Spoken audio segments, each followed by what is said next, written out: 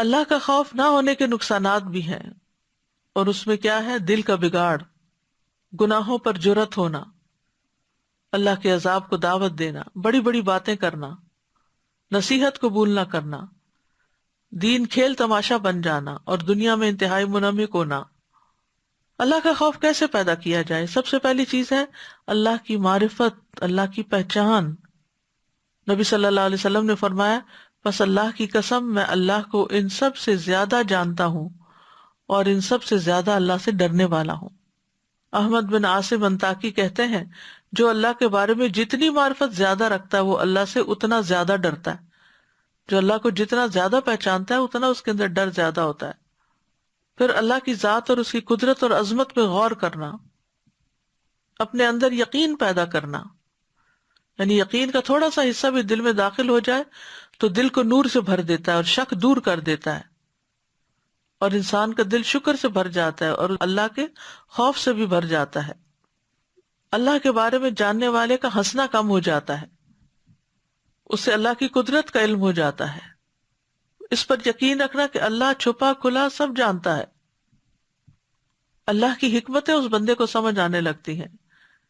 انسان اللہ کی ذات کو جب پہچانتا ہے تو ساتھ ہی اپنی کمزوریوں اور کوتاہیوں کو بھی جانتا ہے۔ قرآن مجید میں غور و فکر کرنا۔ ابن قیم کہتے ہیں، کسی بھی بندے کے لیے قرآن کی قرأت اس میں لمبا غور و فکر کرنے اور اپنی سوچ کو آیات کے معنی کے اوپر مرکوز کرنے سے بڑھ کر اس کی زندگی اور آخرت میں زیادہ فائدہ مند اور اس کی نجات کو زیادہ قریب کرنے والی کوئی چیز اور نہیں۔ ابن الجوزی کہتے ہیں، اللہ کی قسم اگر کوئی عقل مند مومن سورۃ الحدید، سورۃ الحشر کی آخری آیات، آیت الکرسی، سورۃ اخلاص غور و فکر اور تدبر کے ساتھ پڑھ لے تو اس کا دل اللہ کی خشیت سے پھٹ جائے اور وہ اپنے رب کی عظمت پر حیران رہ جائے۔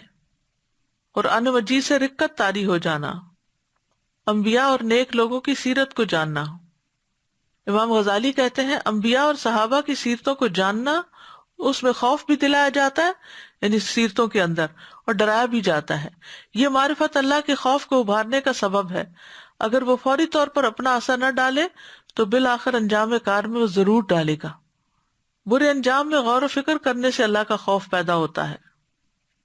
موت اور آخرت کا تذکرہ کرتے رہنا، حشر کے دن کو سوچنا، دعا مانگنی چاہیے، اللہم انی اعوذ بک من علم لا ینفع ومن قلب لا یخشع ومن نفس لا تشبع ومن دعوت لا یستجاب لها۔ پھر یہ دعا، اللہم اقسم لنا من خشیتک ما تحول به بیننا وبین معصیتک، آخر تک یہ دعا۔ پھر اللہ سے ڈرنے والے بننے کی دعا کرنا۔ تو کرنے کے کام یہی ہے کہ انسان وہ تمام ذرائع اختیار کرے کہ جس سے انسان کے اندر اللہ کا خوف پیدا ہو، نہ کہ اللہ سے دوری۔